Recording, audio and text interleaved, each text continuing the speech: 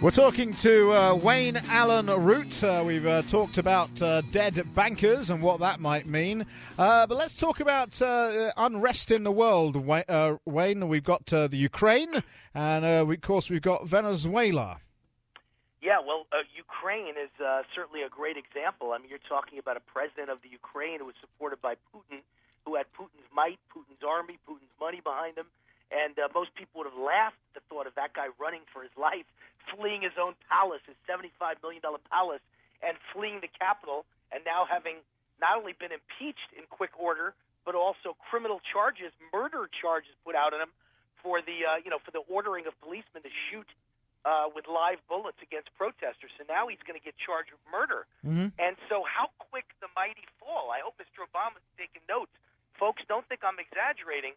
When real crimes are unearthed and you've got a media that is actually willing to honestly look at them, anyone, no matter how powerful, especially in the United States, let alone, some crooked country like Ukraine. But here, certainly, if the media would look fairly at what Obama's done, you could take a guy like that and he could wind up being disgraced, being impeached, and winding up in prison, just like the guy in Venezuela is about to, and the guy in Ukraine has had done to him. When the citizens revolt in the streets, and the tanks are ready to open up on them, you have a choice where to go. And the army can either kill all those poor people who are protesting against corruption, or the army could shake their hands, hug them, lay their arms down, and join them. And in Ukraine, they did just that.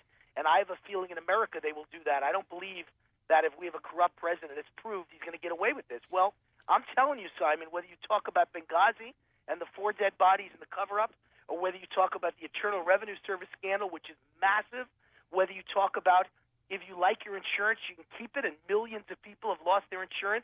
People with cancer, people with dying children don't have insurance anymore, can't afford the new insurance. This man committed fraud, and he lied to this country, and he has screwed up the American economy beyond belief. There's going to be a point where the people have had it, and I think you're going to see people marching in the streets, hopefully. Preferably, I encourage nonviolence, but nonetheless, marching in the streets and being very upset and demanding that this man vacate the White House. I don't think it's that far away. I really don't. And so you think we the people are going to converge on Washington, D.C.? That's where the president is, Washington, D.C. We the people are going to hang out around the White House and refuse to leave.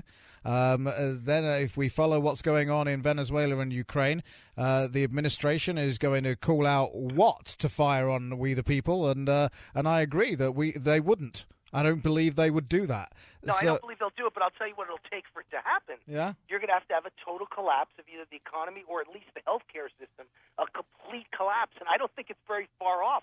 I speak to people every single day, Simon, and I'm telling you we're on the verge of a collapse, and that's why these bankers are dead.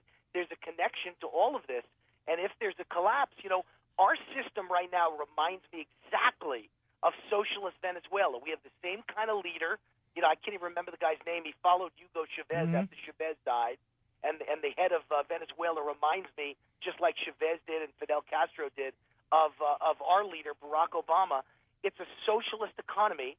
There is no toilet paper, massive shortages of toilet paper. There is a massive food shortage because they can't pay their food bills, so the companies won't deliver to the country of Venezuela. So they don't have food, they don't have toilet paper, but the stock market is at all-time highs. Does that not remind you in some ways of America? We're not starving yet. We're not out of toilet paper yet. But if you look around, the statistics are so bad. There's so many people out of work, so many people on food stamps, welfare, disability, unemployment. You name the kind of entitlement. We're an entire nation that's out of work. And there would be, Simon, 10 cities and long lines for food if, in fact, government wasn't handing out checks to every person. In Venezuela, you're talking about Nicolas Maduro. There we go. And so you are saying, and we've got 30 seconds, Wayne, you're saying that our president, President Obama, could find himself, if it's like the Ukraine, on the run with criminal charges pending against him and face a criminal trial and jail time? I think the one thing left before this country just falls apart and turns on Obama is if the stock market were to crash.